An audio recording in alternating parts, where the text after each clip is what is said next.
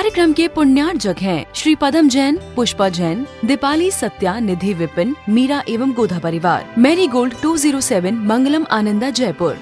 श्री सुमेर, विमला, प्रज्ञेश, अनमोल, छाबड़ा, अंजलि, अनुज, प्रेक्षा, पीयूष, अद्विक, कायरा, कासलीवाल, पांडिचेरी। श्री भंवर लाल जी, श्रीपाल जी, कुसुम, अमित, दीपशिखा, सुहानी, याशिका एवं समस्त चूड़ीवाल परिवार। सुजानगढ़ निवासी, गुवाहाटी प्रवासी श्री अनिल जैन, रीना जैन, माता जी संतोष जैन, पुत्री अतिशया जैन, दामाद मोहित जैन, बेटा रिधान जैन, अतिशया आर्ट, चांदी वाले, चांदपुर, जयपुर। श्री भारतवर्षीय दिगंबर जैन संरक्षणी एवं मुनि संघ सेवा समिति के अध्यक्ष श्री सुशील बाकलीवाल जी, अजमेर, राजस्थान के 51वीं शादी की वर्षगांठ के उपलक्ष्य में श्रीमती लीला देवी, सुनील, टीना, अजय, काजल, दीपक, नीलू, नेहल, यशवी एवं समस्त परिवार, अजमेर।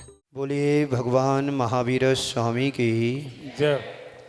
अहिंसा परमो धर्म की जय हो। परम पूज्य आचार्य गुरुवर श्री विद्यासागर जी महाराज की जय हो। परम पूज्य आचार्य श्री समय सागर जी महाराज की जय हो। परम पूज्य आचार्य श्री सुंदर सागर जी महाराज की जय हो। भावनाओं के क्रम में हमारा चिंतन और गहराता हुआ चला जा रहा है। अस्थिर भावनाओं से हमारी इन भावनाओं की शुरुआत हुई थी। अस्थिर भावना में हम सभी ने समझा था संसार में कुछ भी स्थिर नहीं है।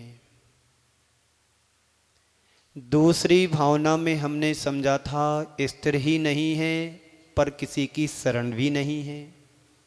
जिसको हमने अपना माना वह भी हमारे शरणभूत नहीं है।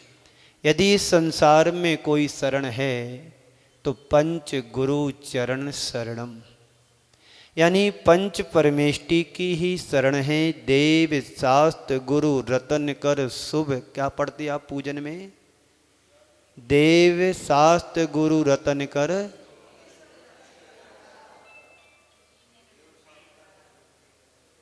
तीन रतन करतार। हाँ, अब ज्यादा नहीं पढ़ना, ये पूजन शुरू हो जाएगी रात में। तो यदि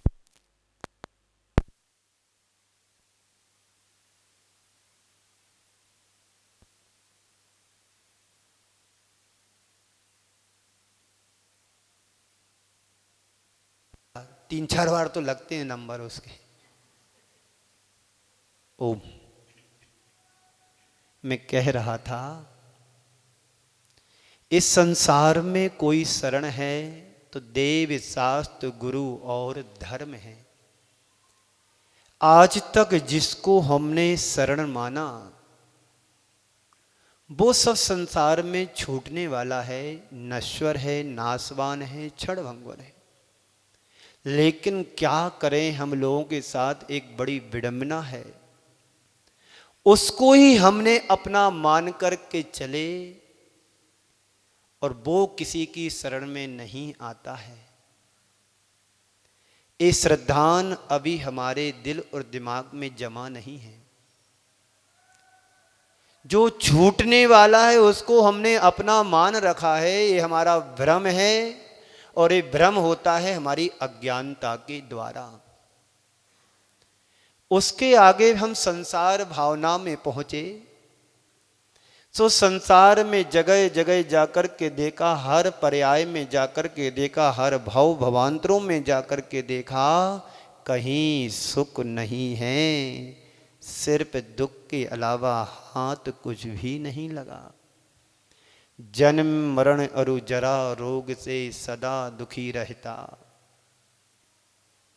ये सबके अनुभव है कि नहीं? सर्दी लगती है तो हम अपना इंतजाम कर लेते हैं, गर्मी लगती है तो वैसी अनुकूलता बना लेते हैं। लेकिन उसमें यदि शारीरिक प्रॉब्लम्स हो तो क्या करोगे? कोई साथ नहीं देगा। खुद को भोगना ही पड़ेगा। तो कहीं न सुख संसार में, सब जग जे को छान। आप अकेला औ मरे, आप अकेला अवतरे, मरे अकेलो होए। ये जन्म मरण के दुख संसार के प्रत्येक प्राणी के साथ लगे हुए। पहाड़िया जी सुन रहे हो? सुनो, अच्छे से सुनो। बस अंतिम दिन चल रहे अपने। कब क्या घटना घट जाए किसके जीवन में कोई पता नहीं, इसी का नाम संसार है। आप अपनी और हमारी अपनी बात तो जाने दीजिए, महापुरुषों के जीवन में भी ये घटनाएं घटती हैं। उनके लिए भी, उनके जीवन को भी कर्मों ने नहीं छोड़ा, तो भोगना तो हमको ही पड़ेगा। आज उससे एक कदम आगे चलते हैं। अभी संसार की भीड़ में हम सभी शामिल थे, है ना भीड़? मेला देखा आपने? मेला कैसा होता? मेला जहां पर जगह जगह से लोग आकर के एकत्रित हो जाते, इकट्ठे हो जाते हैं और अपनी अपनी अनुकूलता से खाते पीते, खेल खिलौने खरीदते हैं और शाम को घर वापस लौट जाते हैं। संसार एक मेले की तरह है।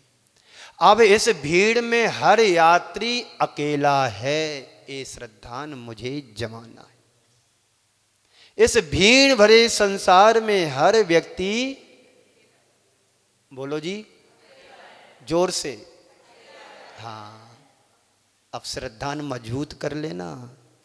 हम न किसी के कोई न हमारा, हम न किसी के कोई न हमारा, हम न किसी के कोई न हमारा। किसी से पैसे लेना हो बोल देना, हम न किसी के कोई न हमारा। बोल देना, हम न किसी के कोई न हमारा। भैया तुम ले गए, अच्छा हुआ, कर्जा उतरा। किसी से मांगना हो तो मांगना नहीं, किसी के देना हो तो तुरंत लौटा देना। आज उसी एकत्व भावना की चर्चा हम आपके सामने करने जा रहा हूं। इस विराट संसार में कुछ भी स्थिर नहीं है और कोई भी सुरक्षित भी नहीं है। अगले चरण में मंगत राय जी कह रहे हैं कि हर जीव की संपूर्ण यात्रा एकाकी है। हर जीव अकेला है। थोड़ा अपने जीवन पर दृष्टि दौड़ा करके देखें। हम जन्मे भी अकेले थे और जब भी मरने की बारी आएगी तो हम मरेंगे भी अकेले। लेकिन हम अपनी मृत्यु के तो साक्षी बन नहीं पाए। लेकिन जितनों को भी मरते देखा है वो सब अकेले ही मरे। कोई अपने जन्म का और अपनी मृत्यु का साक्षी बनता है क्या? ना जन्म लेते समय मालूम पड़ता है कि कहाँ जन्म हो रहा है और ना मरते समय मालूम पड़ता है कि कब मर गए। एक दिन कहा था मैंने, यहाँ की पिछले गांव में, मैं भूल जाता हूँ, आप लोग बादाम नहीं खाते ना? आप लोग बादाम खाएंगे तो असर हमें दिखेगा, इसलिए भूलने लगा हूं कि एक सज्जन 2005 की बात है कि जो भी हो, इसी जनवरी फरवरी का समय था, कुंडलपुर में अर्ध शासकीय थे वो ब्रह्मचारी, मतलब ग्रस्त ब्रह्मचारी, बाल ब्रह्मचारी नहीं, ग्रस्त ब्रह्मचारी, ललितपुर के रहने वाले थे। जब कुंडलपुर के बड़े बाबा छोटे से मंदिर में थे, पुराने वाले में, नीचे सीढ़ियों से पारियों से उतर करके जाना होता था, तो वो दर्शन करने के लिए लेटे रोज की तरह। 5 मिनट हो गए, 10 मिनट हो गए, उठे नहीं। लोगों ने उनको हिलाया तो कुछ नहीं मिला।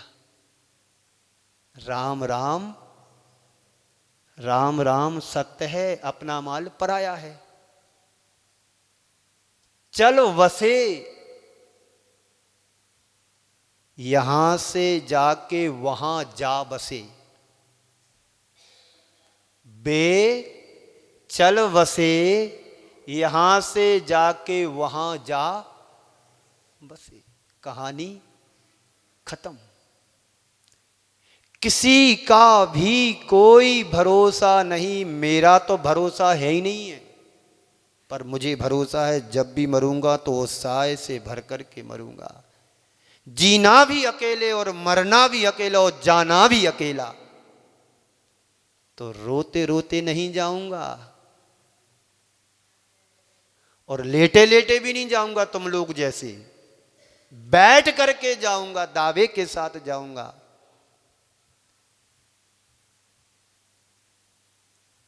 सिकंदर जब भारत आया, सिकंदर यूनान से चल करके भारत आया, भारत को लूटने के लिए। पता नहीं किशनगढ़ आया कि नहीं आया, पर भारत तो जरूर आया था। पहाड़िया जी सुन रहे हो ना, आपका घर कहाँ है वो भूल गया था। हाँ, क्योंकि इसलिए तुम बच गए, शिवाजी के पास थे, यदि और किसी के पास होते तो लुट जाते। शिव यानी मोक्ष के पास जो होता है वो हमेशा अजर अमर अविनाशी बन करके रहता। शिवाजी, शिव यानी मोक्ष, शिव यानी शंकर, आदिनाथ का भी एक नाम था शंकर। तो वो भारत आया, वो भारत आया लूटने के लिए आया। आते आते एक गांव में गया, जिस गांव में सिर्फ महिलाएं थी, लेडीज थी, स्त्रियां थी, पुरुष एक भी नहीं था।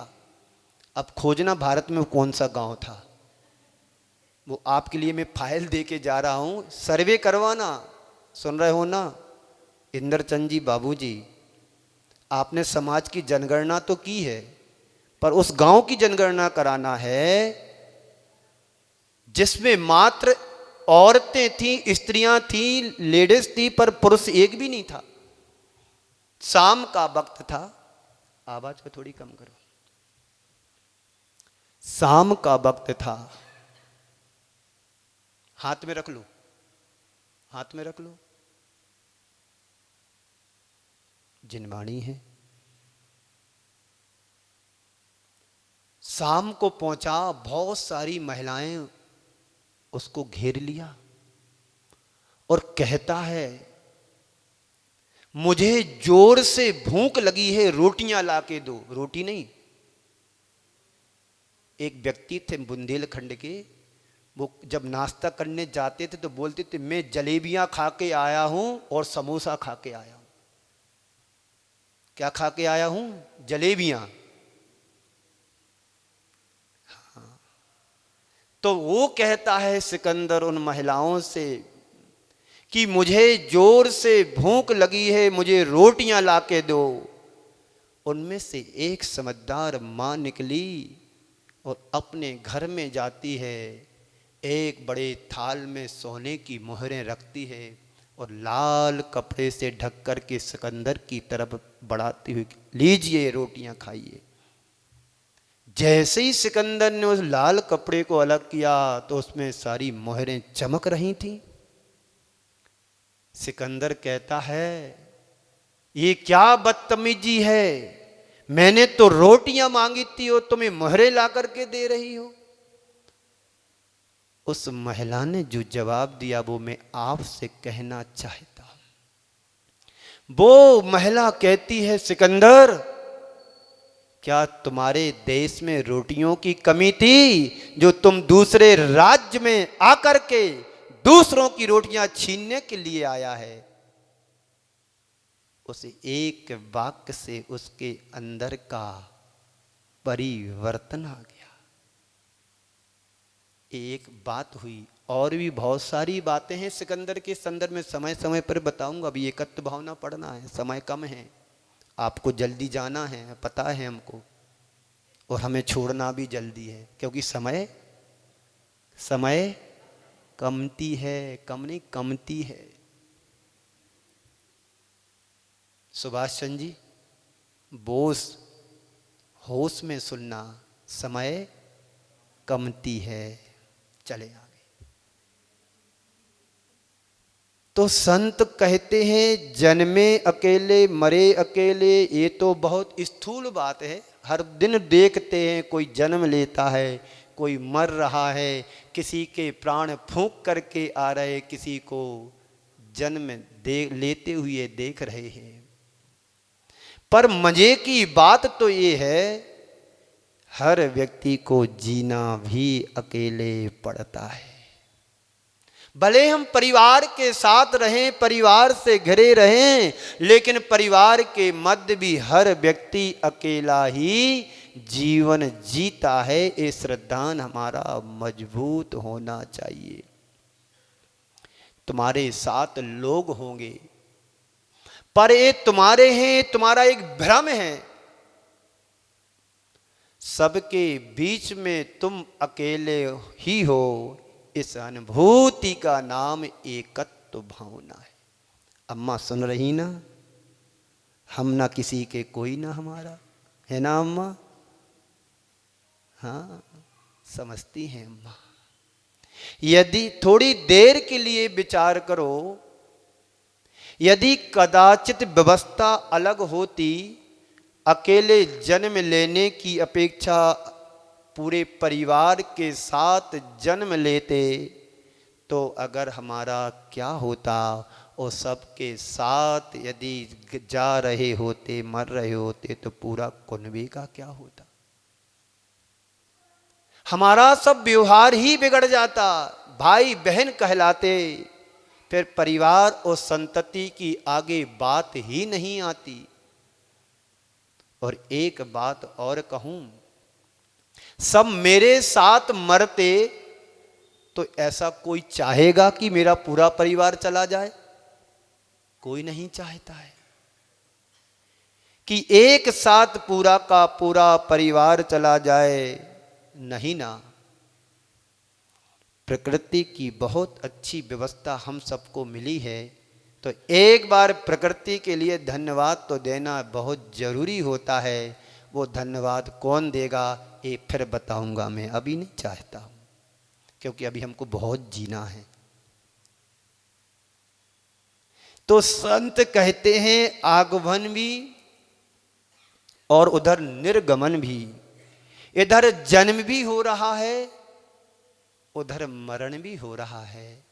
आचार्य भगवंत कहते हैं कि व्यक्ति आया भी अकेला और जाना भी अकेला, और इतना ही नहीं, जीना भी अकेला। जन्मे मरे अकेला, चेतन सुख दुख का भोगी, और किसी का क्या एक दिन यह देह जुदी होगी। शरीर छूट जाता है, आत्मा निकल जाती है, और जब आत्मा चली जाती है तो निकलते समय किसी को आभास भी नहीं होता है कि आत्मा मेरे से जा रही है, जुदा हो रही है। इस बात पर कितना विश्वास आदमी का। लोग मानते जरूर हैं ये मेरा है, वो मेरा है। जब मृत्यु सामने आती है, कुछ भी मेरा नहीं है, सब यहीं छोड़ करके जाना होता है।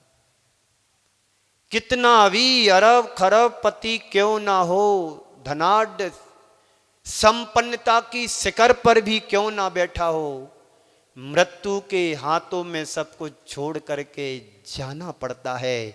जब सिकंदर भारत आया था, आते आते रास्ते में बीमार पड़ गया, और बीमार क्या पड़ा, उनके परियाजकों ने डॉक्टरों और वैद्यों को बुलाया, तो देख करके कहा कि अब तुम्हारा बचना बड़ा मुश्किल है। यदि तुम्हारी अंतिम कोई इच्छा हो तो जाहिर करिएगा, वरना अब तुम्हें बचाना बड़ा मुश्किल है। सिकंदर ने उन क्षणों में कहा कि मैं अपनी माँ से बहुत प्यार करता हूँ, जब तक मैं मरूं ना, उसके पहले मुझे माँ के पास तक ले चलो। डॉक्टरों ने कहा कि तुम माँ के पास क्या, कहीं भी नहीं ले जा सकता है, अब तुम्हारा बचना बड़ा मुश्किल है। कोई बात नहीं, जब तक माँ मेरे पास तक ना आ जाए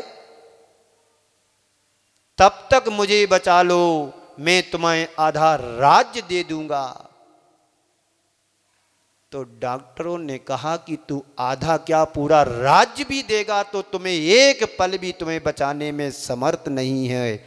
इस यथार्थ का नाम एकत्व भावना है। जन्मे मरे अकेला चेतन सुख दुख का, सुख भी अकेले भोगता है, दुख भी अकेले भोगता है। सब कर्म की पर्याय हैं। इस रंग मंच पर हर प्राणी को अकेले ही रोल करना पड़ता है। अब वो रोल किसी भी रूप में हो सकता है, चाहे राजा बन करके करो, चाहे रंक बन करके करो, चाहे भिखारी भिखारी बन करके करो, और चाहे कोई अधिकारी बन करके करो, चाहे गरीबी अवस्था में करो, चाहे सेठ अवस्था में करो। ये सब रोल हैं, रियल कुछ भी नहीं है, नॉट रियल। लेकिन यथार्थ को देखोगे तो तुम्हारा कुछ भी नहीं है। ये सत्य है, ये यथार्थ है। यथार्थ यानी सही, वास्तविकता। पर वस्तुओं को तो जाने दीजिए। ये शरीर भी हमारा जो अपना है, जो हमें गर्भ से मिला है, पेट से मिला है मां की, वह शरीर भी मेरा नहीं है। इस अनुभूति का नाम एकत्व भावना है। तुम अकेले हो, सिर्फ अकेले हो, तुम केवल तुम ही हो। जीवन में कई बार लोगों को ऐसा एहसास होता है कि कोई किसी का नहीं है। कब? जब प्रवचन सुनते तब। जीवन में ऐसा महसूस होता है, फीलिंग आती कि संसार में कोई किसी को नहीं है भैया, सब स्वार्थ की दुनिया है। देखो वो चलोगा कितनो अच्छो हो, तो सबसे बात करते, सबसे पूछते, अब वो चले गए। सुभाष जी,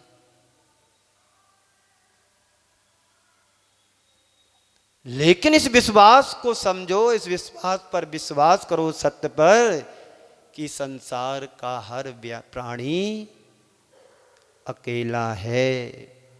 इसी का नाम एकत्व भावना है। सब स्वार्थ के हैं। ऐसा होता है कि नहीं? बोलो, होता है ना? ठंडी बहुत पड़ रही, कहीं निपटेंगे। ठंडी बहुत पड़ रही, कई निपटेंगे, और निपट चुके होंगे कई। और ज्यादातर मरते हैं तो ठंडियों में मरते हैं। सहन नहीं होती है सर्दी, शरीर सूख जाता है, जीर्ण क्षीण काया में ये प्राण अटके होते हैं, कब टपक जाएं कुछ भी पता नहीं। इसलिए संभल करके रहना, ये ठंडी अच्छे से गुजारना, ताकि चातुर्मास देख सको। जो भी करने आएगा वो देखना ही तो पड़ेगा ना। चलिएगा, एक बार ऐसा हुआ, बेटे को पाल पोस करके बड़ा किया, पढ़ा लिखा करके योग्य बनाया, अरमानों से भर करके उसकी शादी कर दी। सुन रहे हो ना? राजीव आया नहीं आया? बेटे की शादी करना है। कल तक बेटे में श्रवण कुमार की तस्वीर दिखाई देती थी, छवि दिखती थी। आज मेरा बेटा लाखों में एक है, भले वो नाक बह रही हो। मेरा बेटा तो राजा बाबू है, बचपन की बात कर रहा हूं। मेरा बेटा कैसा है? राजा बाबू है। किसी की बात को लेकर के परिवार में अनबन हो गया, मन मुटाव हो गया। बेटे ने अपना घर अलग बसा लिया। अब उसी बेटे में मारीच की छवि दिखने लगी। क्या हो गया? अभी कहते थे मेरा बेटा है, लाखों में एक है, बड़ा अच्छा है, होनहार है, व्यापार संभालता है, सब कुछ देखता है, मुझे तो जाना ही नहीं पड़ता है, और किसी बात को लेकर के अनबन हो जाती है, मनमुटाव हो जाता है। अब बेटा तुम्हारा कहाँ गया? बाप और बेटा एक थाली में खाना खाते थे। एक दिन बेटा कहता है, पिताजी अब मैं तुम्हारे साथ खाना नहीं खाऊंगा, अब मैं तुम्हारे साथ खाना नहीं खाऊंगा। पिताजी कहते हैं, कोई बात नहीं बेटा, हम तुम्हारे साथ खा लेंगे। ऐसी भावना भी तो आना चाहिए। और मुख से निकल रहा है कि भैया कोई किसी का नहीं है, ये एकत्व की अनुभूति है। कब? जब तक स्वार्थ टकराता है तब। अगर स्वार्थ पूर्ति में वो साधक हो जाए तो फिर वो हमारा हो जाए। हम कोई बात आपके सामने कहें और आप उसको स्वीकार करके जी महाराज जी जैसा आप कहो तो बहुत अच्छी समाज है, और हमारे कहने से आपने रिस्पॉन्स कम दिया और टाला मटोल कर दिया, अरे वो समाज अच्छी नहीं है। ये स्वार्थ परक स्थिति है, इससे हमें बचने की कोशिश करना चाहिए। तो ये एक प्रकार की विद्वेष जन्य एकत्व की अनुभूति है, जहां पर हमारा स्वार्थ टकराता है, हमारा मन का नहीं होता है। मन का होता तो बहुत अच्छा है, जिसका यहां कोई प्रयोजन नहीं है।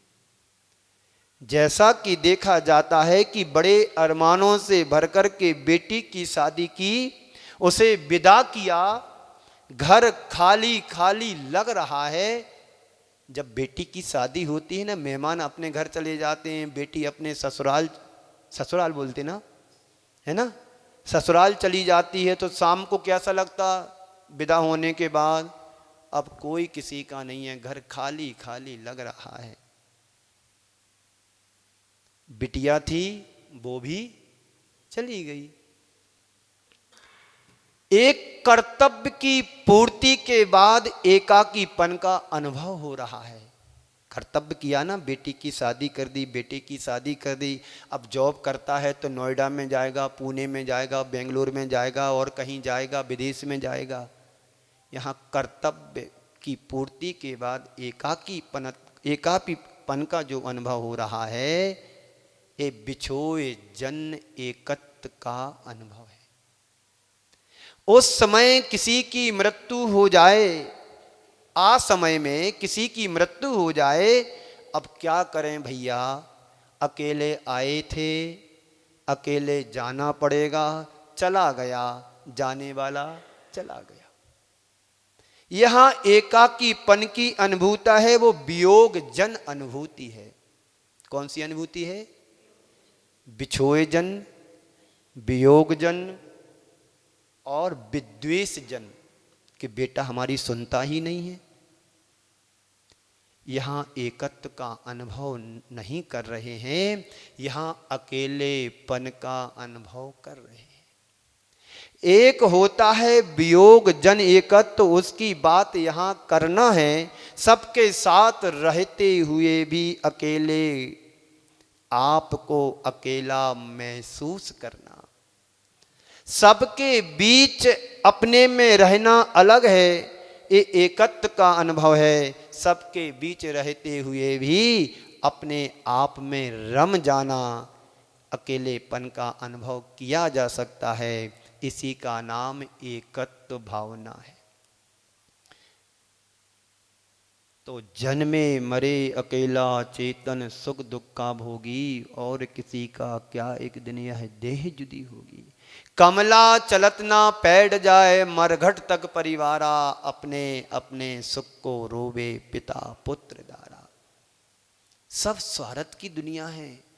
पिता सोचता है कि मेरा बुढ़ापे में लाठी का काम करेगा मेरा बेटा बड़ा होकर के, और बेटा सोचता है कि पिताजी हमारे जीवन को पाल पोस करके योग्य बना रहे हैं, और किसी का आ समय में निधन हो जाए तो एक दूसरे की पूर्ति कोई नहीं कर पाता है। यही हमारे जीवन का सबसे बड़ा भ्रम है, और इस भ्रम में हर व्यक्ति जी भी रहा है। किसी के ऊपर विश्वास हो भी नहीं सकता है।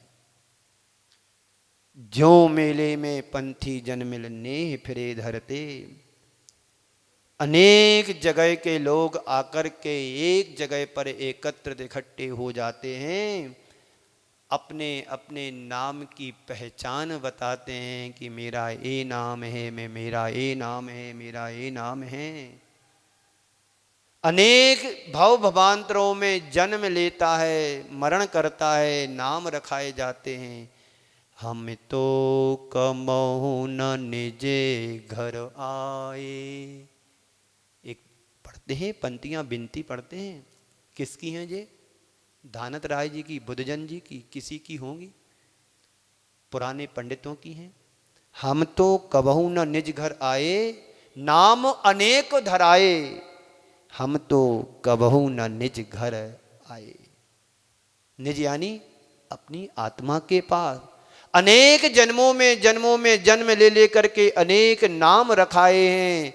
कभी रामलाल, कभी श्यामलाल, कभी घनश्याम, कभी कुछ। ये नाम अनेक पर्यायों में रखाते रहे, लेकिन अपनी निज पर्याय को भूल करके अनेक प्रकार के नाम रखाए। ज्यों तरुवर पर रैन बसेरा पंछी आ करते, जैसे एक शाम के समय एक वृक्ष पर अनेक दिशाओं से पक्षी आकर के विश्राम करते हैं, और सुबह होते अपनी अपनी दिशा में फुर्र हो जाते। देखा आपने कभी? हमने देखा है। वर्धा में था, वर्धा महाराष्ट्र, 2014 का चातुर्मास समता सागर जी के साथ था। शहर के बीच में वो स्थान है, बड़ा अच्छा। और शाम को उस स्थान में बहुत सारे वृक्ष थे, तो कबूतर आते, नहीं तोता आते थे। तोता होते ना, लाखों की संख्या में कई पेड़ों पर तोता शाम को आते थे, और 5 साढ़े 5 होते ही अपनी अपनी दिशाओं में फुर्र हो जाते थे। तो वही तो ये कह रहे, ज्यों तरुवर पे रैन बसेरा पंछी आ करते, उसी प्रकार से हम सभी लोग अनेक अनेक जन्मों से आकर के यहाँ पर जन्म लिया। किसी ने जयपुर में जन्म लिया, किसी ने किशनगढ़ में जन्म लिया, किसी ने मदनगंज में जन्म लिया, किसी ने नसीराबाद में जन्म लिया, किसी ने टोंक में जन्म लिया, किसी ने कौन सा गांव है बीच में, निवाई में जन्म लिया, किसी ने चौथ के बड़वारा में जन्म लिया, किसी ने बनेठा में जन्म लिया, किसी ने कोटा में जन्म लिया, किसी ने ब्यावर में जन्म लिया, किसी ने मेट्रो सिटी में जन्म लिया। कौन सी सिटी इधर? नहीं, एक सिटी है, कुचामन सिटी में जन्म लिया। हमें पता है, तुम भले ना बताओ, हम थोड़ी जाने वाले उधर, जब जाएंगे तब बता देंगे कहाँ सिटी है। तो अनेक अनेक स्थानों में जन्म लिया, और जब अपनी अपनी बारी आती है, जाए अकेला हंस संग में ना कोई पर मारे। पर नहीं मार सकता है जब हमारा अंत समय आता है पहाड़िया जी। आज हम बोल रहे थे शाम को, बस छोड़ो घर, कर लो तैयारियां। एक दादाजी थे, बीमार हो गए अचानक, और अच्छे जबरदस्त बीमार हुए, अच्छे वाले बीमार। सुन रहे हो ना आप लोग? समय आपका पूरा हो रहा, 5 मिनट बाकी है। अच्छे वाले बीमार हो गए। बच्चों ने सोचा कि दादाजी और थोड़े से टिक जाएं, तो दवाई कराने के लिए डॉक्टरों को बुलाया, इलाज कराया। पर कंजूस जरूर थे वे। यहां की बात नहीं, दूसरे गांव की बात है। हम सब धनाढ़ लोग हैं, उदार मना है, दूसरे गांव की बात है। तो पिताजी से पूछा कि पिताजी आपके लिए डॉक्टरों ने बोला है 50,000 का इंजेक्शन लगेगा, वो दक्षिण अफ्रीका से मंगाना है, यहां नहीं मिलता है। पुराने जमाने की बात है, 50,000 50 लाख के बराबर थे, वो विदेश से आ रहा है इंजेक्शन। तो पिताजी ने जैसे सुना कि 50,000 रुपए का इंजेक्शन लगेगा, तो ये बताओ अंतिम संस्कार में कितने पैसे खर्च होंगे? बोले पिताजी ज्यादा नहीं, 5,000 रुपए। पिताजी बोले ज्यादा नहीं बेटा। बेटे ने बोला पिताजी ज्यादा नहीं, बस 5,000 रुपए लगेंगे। अब 11,000 लगने लगे। ये जयपुर की बात है, अभी सुन करके आया। एक बेटा एक्सीडेंट में चला गया, उनके परिजन दूसरे दिन मिले, बोले यहाँ महाराज जी हम कल बेटे को, अपने रिश्तेदार के बेटे को लेकर के आए थे, शाम को 11,000 की रसीद बनाई, बड़ी मुश्किल में 9,000 लिए। हमने कि रेट बढ़ गया, पहले 5,000 लगते थे, अब 11,000 लगने लगे। तो पिताजी कहते हैं बेटा कोई बात नहीं, तैयारियां कर लो, 5,000 लगेंगे, 45,000 बचेंगे। पिताजी बोले बेटा कोई बात नहीं, तैयारियां कर लो, 5,000 रुपये लगेंगे अंतिम संस्कार में, तो 45,000 रुपये तुम्हारे बचेंगे। ऐसे कंजूस लोगों के बारे में क्या कहा जाए। सारी जिंदगी जोड़ जोड़ करके रखते हैं, अंतिम समय भी सब छोड़ करके जाते हैं। जन्मे मरे अकेला चेतन, सुख दुख का भोगी, और किसी का क्या एक दिन यह देह जुदी होगी। तो ज्यों मेले में पंथी जन्मिल नेह फिरे धरते, ज्यों तरुवर पे रैन बसेरा पंछी आ करते। कोस कोई दो कोस कोई, उड़ फिर थक थक हारे, जाए अकेला हंस संग में कोई न पर मारे। हिरण होता है, पक्षी होता है, गाय होती है, इंसान होते हैं, चलते हैं, थोड़ी दूर जाते हैं, थक जाते हैं, बैठ जाते हैं, पुनः चलना शुरू करते हैं, पुनः बैठ जाते, थक करके पुनः चलते हैं। हर जन्म जन्मांतरों में हम सब ने यही किया। इस पर्याय में वृद्ध होकर के थक गए, मरण कर लिया, दूसरी पर्याय में जन्म लिया, थोड़ी सी दौड़ लगा ली, फिर वहाँ वृद्ध होकर के थक गए, वहाँ से उठे, मर कर के दूसरी पर्याय में जन्म लिया। सारी जिंदगी यही होता रहता है। इस कार्यक्रम के पुण्यार्जक थे श्री पदम जैन, पुष्पा जैन, दीपाली सत्या, निधि विपिन, मीरा एवं गोधा परिवार। मैरी गोल्ड 207 मंगलम आनंदा जयपुर। श्री सुमेर विमला, प्रज्ञेश अनमोल छाबड़ा, अंजलि, अनुज, प्रेक्षा, पीयूष, अद्विक, कायरा, कासलीवाल पांडिचेरी। श्री भंवरलाल जी, श्रीपाल जी, कुसुम, अमित, दीपशिखा, सुहानी, याशिका एवं समस्त चूड़ीवाल परिवार। सुजानगढ़ निवासी गुवाहाटी प्रवासी श्री अनिल जैन, रीना जैन, माता जी संतोष जैन, पुत्री अतिशया जैन, दामाद मोहित जैन, बेटा रिधान जैन, अतिशया आर्ट, चांदीवाली, चांदपुर जयपुर। श्री भारतवर्षीय दिगंबर जैन संरक्षणी एवं मुनि संघ सेवा समिति के अध्यक्ष श्री सुशील बाकलीवाल जी, अजमेर राजस्थान के 51वीं शादी की वर्षगांठ के उपलक्ष्य में श्रीमती लीला देवी, सुनील, टीना, अजय, काजल, दीपक, नीलू, नेहल, यशवी एवं समस्त परिवार अजमेर।